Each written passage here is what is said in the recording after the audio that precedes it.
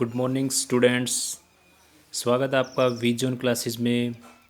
Subscribes vision classes and like and share. मैं आपका chemistry tutor विवेक Yadav.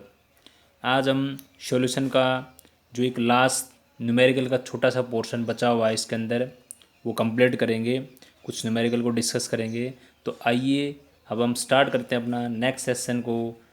Numerical series जो हमारी जिसमें बेस्ड होगा वेंटो फैक्टर, डिसोसिएशन कांस्टेंट को कैसे फाइंड आउट करते हैं, बस उनसे रिलेटेड जो क्वेश्चन है वो हम डिस्कस करेंगे। तो आइए हम स्टार्ट करते हैं। पहले क्वेश्चन हमारा है, तो हमारा फर्स्ट क्वेश्चन है 19.5 ग्राम ऑफ, ये है फ्लोरोएस्टिक एसिड बेटा, क्योंकि CH3 ऐसे होता है ना, CH3COH, इसको एस्टिक एसिड बोलते हैं हम। तो हमने क्या किया, एक एच को कम हटा के वहाँ पे F लगा दिया, तो फ्लोरोएस्टिक एसिड है। ठीक है, उसको डिजोल्व कर रखा है 500 ग्राम ऑफ वाटर के अंदर। ठीक है भाई, तो इसका मतलब ये कंफर्म होगा, ये वैल्यू जो हमारे पास वो किसकी होती है, WB की, और ये वैल्यू किसकी होगी हमारे पास, WA की होगी। ठीक है, okay. The depression of freezing point of water observe, जो डिप्रेशन फ्रीजिंग पॉइंट वाटर का हमने ऑब्जर्व किया है वो कितना ऑब्जर्व किया हमने, जो हमने ऑब्जर्व किया, इसका मतलब ये डेल्टा TF का मान है, ये 1.0 डिग्री सेल्सियस। अब इसने पूछा है calculate dissociation constant of fluoroacetic acid. अब बेटा डिसोसिएशन कांस्टेंट है, उसको हम ऐसे KA से भी लिख सकते हैं। किससे लिख सकते हैं, KA से। ये फॉर्मूला बिल्कुल आसान है।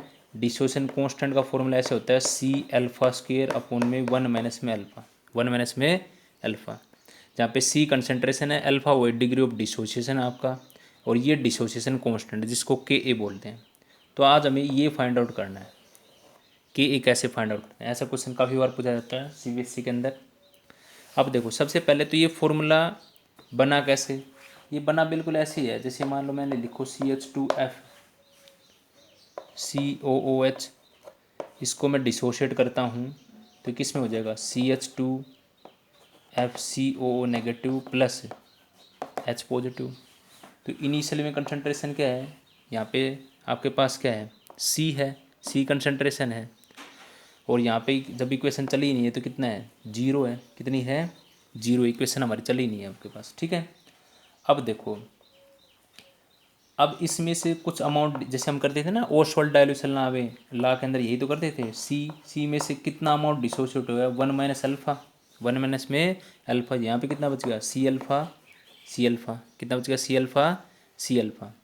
ठीक है, तो अब देखो डिसोसिएशन कांस्टेंट को कैसे लिखते हैं हम, डिसोसिएशन कांस्टेंट को ऐसे लिखेंगे, प्रोडक्ट की कंसंट्रेशन अपॉन में रिएक्टेंट की, प्रोडक्ट अपॉन में रिएक्टेंट की।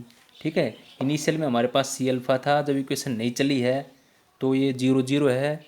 अब इसमें से कुछ इक्वेशन चलेगी आफ्टर टाइम टी के बाद, तो उसमें से डिसोशिएट होगा 1 माइनस अल्फा, तो यहाँ पे क्या बच गया, C अल्फा। अब देखो इस फॉर्मूले को कैसे लिखते हैं हम भाई, KA को कैसे लिखते हैं, प्रोडक्ट की कंसंट्रेशन अपॉन रिएक्टेंट, प्रोडक्ट में कौन है, C अल्फा और C अल्फा, अपॉन नीचे कौन है, C1 माइनस में अल्फा। भाई एक C से एक C कट कैंसिल आउट होगा, क्या बच गया आपके पास, C∝² अपॉन में 1 माइनस में अल्फा, C∝² 1 माइनस में अल्फा। तो ये फॉर्मूला हमारे पास ये ऐसे आता है, ये हमने 11th क्लास में भी डिस्कस करते हैं। ठीक है, तो आइए अब हम अपना क्वेश्चन देखते हैं। तो सबसे पहले हमारे पास एक हमें हमें ऑब्जर्व डेल्टा TF मिला है, एक हम कैलकुलेट करेंगे, एक हम क्या करेंगे, कैलकुलेट करेंगे। तो कैलकुलेट करने वाला हमारे पास क्या होता है, फॉर्मूला ये होता है हमारे पास, delta TF is equal to KF into में 1000 इंटू में WB अपॉन में MB इंटू में WA, ये होता है ना हमारे पास। अब देखो इसके अंदर हम सबसे पहले हमारे पास मोलिकुलर वेट ऑफ ये फ्लोरोएस्टिक एसिड लिया है ना मैंने, इसका लेंगे। तो इसका कैसे बनाएंगे, देखो CH2FCOH ऐसे है, एक कार्बन का 12, एक हाइड्रोजन का 1 2 से गुणा करेंगे। F का कितना होता है आपके पास, F का एटॉमिक नंबर कितना होता है फ्लोरीन का, 9, 2 और 7। तो ध्यान रखेंगे यहाँ पे 12 तो इसका हो गया, 2 इसका, 19 इसका, फिर 12 इसका, 16 इसके, 32 इसका और एक हाइड्रोजन का। तो इस टोटल सम करेंगे तो कितना आ गया, 78 आ गया। कितना आ गया, 78 आ गया आपके पास। ठीक है भाई, एक कार्बन का 12, फिर हाइड्रोजन का 2, फ्लोरीन का 19, फिर 12, फिर 16, फिर 16 और फिर एक, सारे को सम कर दिया, कितना आ गया, 78 आ गया।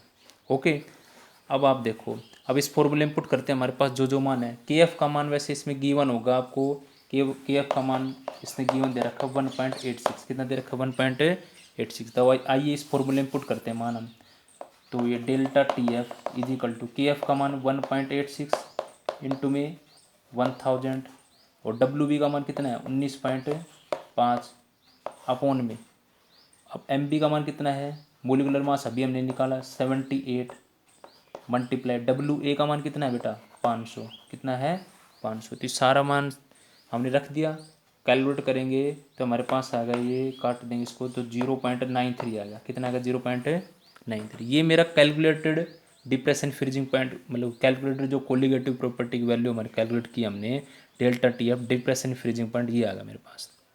अब देखो, अब हम आई कैसे निकालते हैं बेटा, आई का फॉर्मूला हमने बता रखा था, वेंटो फैक्टर क्या होता है, ऑब्जर्व्ड कोलिगेटिव प्रॉपर्टी अपॉन में कैलकुलेटेड। या हम ऐसे लिख सकते हैं I is equal to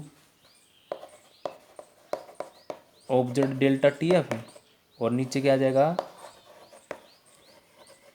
calculated T F, calculated delta T F. तो ऑब्जर्व्ड मैंने किया वो कितना है, ऑब्जर्व्ड तो ये हमें मिला था, इसमें कितना है 1.0, जो हमने कैलकुलेट किया वो कितना है 0.93, को कितना है 0.93। तो यहाँ से आई का मान आ गया हमारे पास, कितना सोल्व करके आएंगे तो 1.07, 1.0753, 1.0753, 1.0753 ये आ गया आपके पास। ठीक है, आई का मान मेरे पास आ गया। अब देखो, क्योंकि देखो ये सारा काम क्यों कर रहे हैं हम इसके अंदर, ध्यान देंगे बेटा, जब मैंने आपको एक फॉर्मूला बताया था भाई, अल्फा किसके बराबर होता है डिसोसिएशन, देखो इसने ले रखा डिसोसिएशन, ये तो ये होता है I-1 और N-1।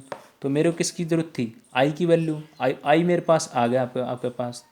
अब दूसरा, मेरे को और किसकी वैल्यू चाहिए, और मेरे को चाहिए अल्फ़ा की वैल्यू। अब क्योंकि डिसोसिएशन कांस्टेंट का formula C alpha square 1 minus alpha ये होता है ना बेटा, तो मेरे को अल्फ़ा के मान भी चाहिए। तो अब भी पहले मैंने क्या इसका निकाल लिया, आई का मान निकाल लिया, अब मैं किसका निकालूंगा अल्फ़ा का। तो देखो अब अल्फ़ा कैसे निकालेंगे हम, पहले अल्फ़ा का निकालते हैं। तो आई का मान अभी हमारे पास कितना है 1.0753 माइनस का 1 अपॉन में एन का मान 2 कैसे, अभी मैंने इक्वेशन को तो स्प्लिट आउट किया था, ब्रेक करते हैं तो क्या बनता है CH2COO ना FCO नेगेटिव प्लस में H पॉजिटिव। तो मैंने बताया था जब डिसोसिएट होने के बाद कितने आयन, 2 आयन है ना, एक और एक 2, तो इसका मतलब एन का मान कितना है 2 में से 1 घटा दिया।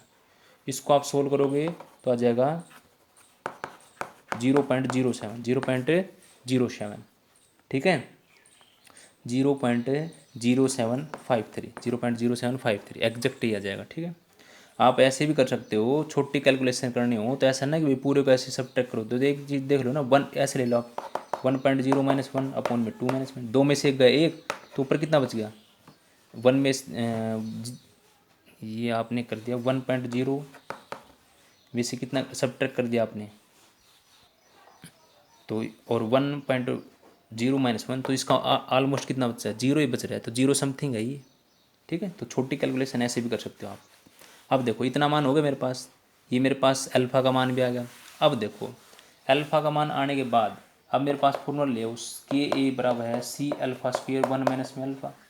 अब देखो बेटा C का मान, C का मतलब क्या है कंसंट्रेशन, C का मान क्या है कंसंट्रेशन, देखो वो पुट करते हैं अब हम।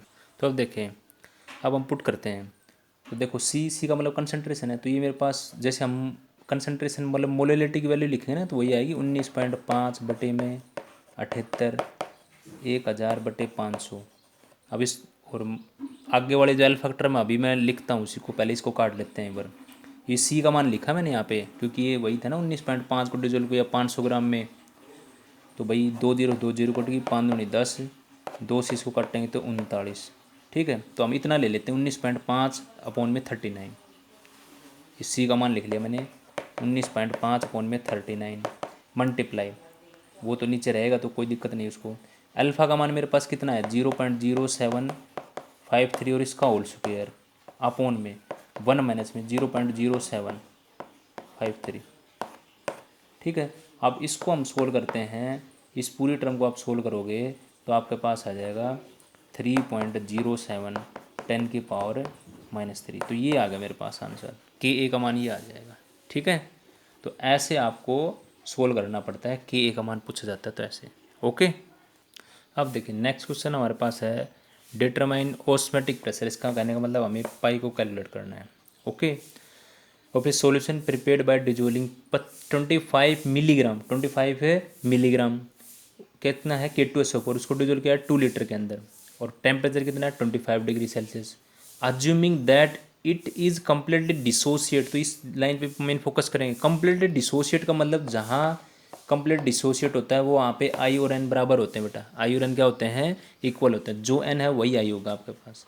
अब देखो कैसे इस हमारे पास कैसे आएगी वैल्यू। तो अब देखो इसमें सबसे पहले हमें जो मेन फॉर्मूला हमारा वो क्या है, pi V is equal to आई, और यहाँ पे क्या आता है, जैसे हमने यहाँ पे लिख रखा था ना, मैं फॉर्मूला हमारे पास होता है pi V is equal to I NRT बेटा।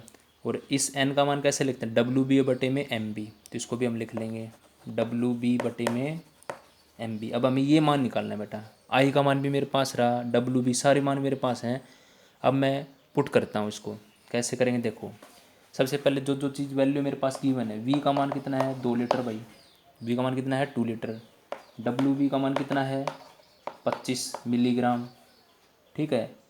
MB मतलब K2SO4 का मोलिकुलर मास कितना होगा भाई, पोटाशियम जो होता है बेटा वो आपके पास यहाँ पे ओवरऑल टोटल करेंगे हम उसके अंदर। तो देखें भाई एक पोटाशियम का कितना होता है, जैसे ऐसे होता है ना पोटाशियम 19K39, ठीक है। तो K2 है हमारे पास, तो 39 × 2, 39 × 2, तो 39 × 2 कितना होगा 78। और भाई पोटाश सल्फर का कितना 32 बेटा, और ऑक्सीजन कितना 64, 16 चौक 64, तो कितना 10 4 14 6 3 9 9 और 7 16 और 1 17, 16 और 1 17, 174 आ गया मेरे पास। MB का मान कितना है 174। आर का मान भी इसके अंदर आपके पास लीटर में है ना, तो आर का मान वो हम पुट करेंगे इसमें, ये गिवन मिलेगा आपको 0.082 L, ये आपके पास ये गिवन मिलेगा। और ये K इनवर्स मोल इनवर्स,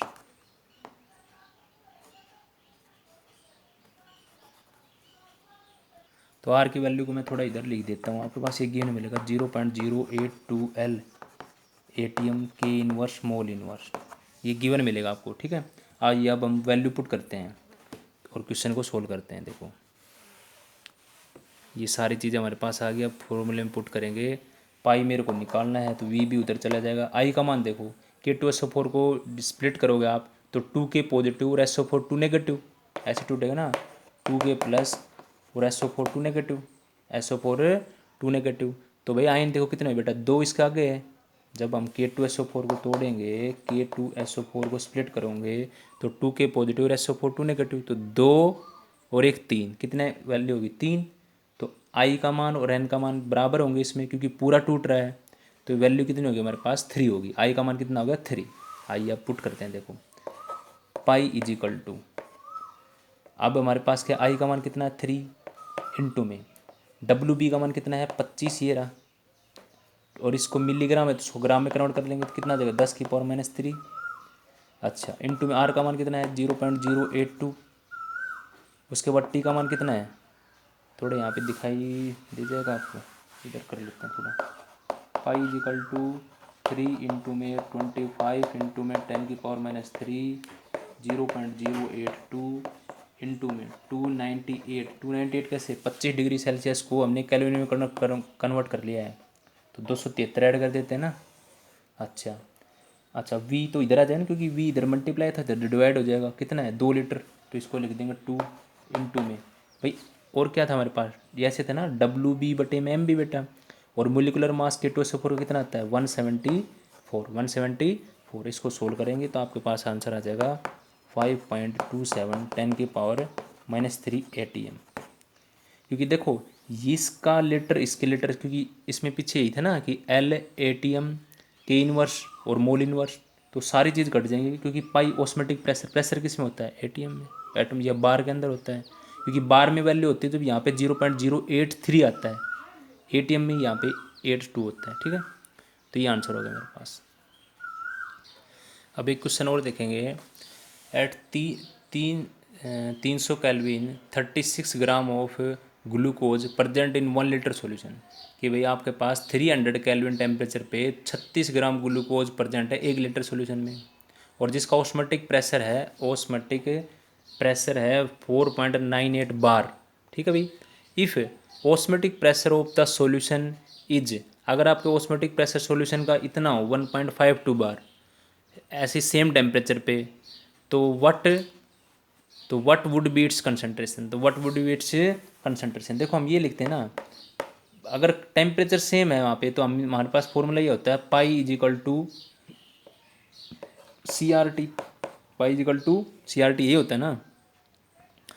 अब देखो यहाँ पे हमसे उसने पूछी है कंसंट्रेशन, तो मैं ये दोनों चीज़ तो लूँगा नहीं, क्योंकि इसने सेम टेम्परेचर है तो वहाँ पे R की वैल्यू भी सेम है, तो ये दोनों चीज़ तो कांस्टेंट है, तो इसको मत लो आप ROT को, और पाई और C को ले लेते हैं बस सीधा। तो दो इक्वेशन बना लेता हूँ भाई, एक पाई 1 इज इक्वल टू C1, एक क्या है pi 2 is equal to C2, pi 2 is equal to C2। अब हम क्या करते हैं, इक्वेशन 1 को 2 से डिवाइड कर लेते हैं। जैसे ये इक्वेशन 1 होगी, ये इक्वेशन आपके पास क्या होगी 2 होगी। तो देखो इसको कैसे लिख लिया मैंने, इसको मैंने ऐसे लिख लिया पाई 1 अपॉन पाई 2, पाई 1 अपॉन में पाई 2, और C1 अपॉन में C2, C1 अपॉन में C2। इसने मेरे से कंसंट्रेशन ही पूछी है ना। पाई 1 का मान मेरे को पता है, स्टार्टिंग में ऑस्मेटिक प्रेशर कितना था उसका 4.98। अब पूछता है अगर मान लो ऑस्मेटिक प्रेशर इतना हो तो कितना 1.52 इज इक्वल टू, स्टार्टिंग में कंसंट्रेशन भी दी उसने कि भाई 36 ग्राम ग्लूकोज किस में प्रेजेंट है, 36 ग्राम ग्लूकोज जो आपका है वो कितने प्रेजेंट है 1 लीटर के अंदर, कितने में है 1 लीटर, तो कोई दिक्कत नहीं। तो आप इसको ऐसे ही लिखते हो ना कंसंट्रेशन को, कि भाई यहाँ पे मान लो मोलरिटी का फॉर्मूला लिखना हो आपको, नहीं मोलरिटी जो भी आपके पास, 1 मिनट रुको। तो ध्यान रखेंगे फॉर्मूला हमारे पास क्या होता है, जैसे हम इसमें कंसिडर किसको करते हैं मोलरिटी को, किसको कंसिडर करते हैं मोलरिटी ऑस्मोटिक प्रेशर, तो WB में MB इंटू में यहाँ पे dissolve in 1 litre of solution, कितने में 1 लीटर है। तो बेटा ये तो हमें 1 से मल्टीप्लाई करेंगे तो एज इट इज उतना ही रहेगा ना, तो सीधा मैं मान ले लेता हूँ WB और MB का, तो 36 अपॉन में भाई ग्लूकोज का मोलिकुलर मास कितना होता है, अब देखो C6H12O6, C6H12O6, C6H12O6, तो भाई हम कैलकुलेट करते हैं कितना आएगा 180 अपॉन में C2 का मान मेरे को निकालना है बेटा, तो निकल जाएगा C2 का निकालना है आपको, तो क्रॉस मल्टीप्लाई करो, ये उधर ले जाएंगे ये इधर ले जाओ, तो देखो C2 का मान क्या आएगा आपके पास, यहाँ तक का समझ में आ गया ना सभी को, C2 का मान हमें निकालना है, C2 का मान हमें निकालना, तो क्या आ जाएगा C2 इक्वल टू 136 बटे ना 36 है ना आपके पास, 36 अपॉन में 180 इंटू में 1.52 बटे में 4.98, 4.98, सोल्व करेंगे तो 0.061 मोल L इनवर्स आ जाएगा, मोल L इनवर्स आ जाएगा, ठीक है। तो ये था हमारा नेक्स्ट क्वेश्चन। और ध्यान रखेंगे काफ़ी बार एक बात ये भी पूछी जाती है कि मोलिकुलर मास को डिटरमाइन करने के लिए सबसे अच्छा कौन सा कोलिगेटिव मेथड है, कौन सी कोलिगेटिव प्रॉपर्टी सबसे अच्छी है, तो बेटा वो है ऑस्मेटिक प्रेशर वाली, क्योंकि ऑस्मेटिक प्रेशर वाली प्रॉपर्टी को हम रूम टेम्परेचर पे मेजरमेंट कर सकते हैं, जो और दूसरे उनको मेजरमेंट नहीं कर सकते रूम टेम्परेचर पे। दूसरा, इससे मोलिकुलर मास प्रोटीन का या कोई पॉलीमर है या अदर मैक्रोमोलिक्यूल्स हैं उनको आसानी से डिटरमाइन कर सकते हैं हम।